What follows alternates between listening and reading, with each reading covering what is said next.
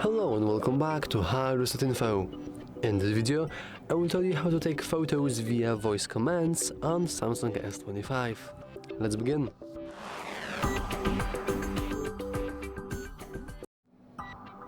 First, we want to go to our camera, and in our camera we want to go to these four dots on the right side of the camera, and then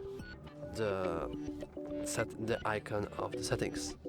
In here you can scroll all the way down and now enter shooting methods.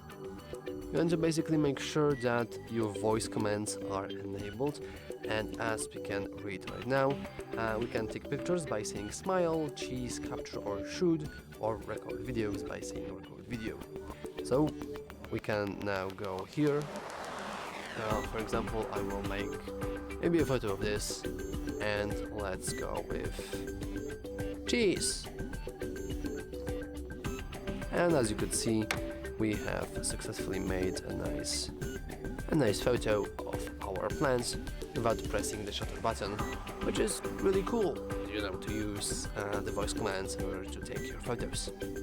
But yeah, that's literally it, and it is the end of the video. If you found it useful, remember to like and subscribe. Thanks for watching.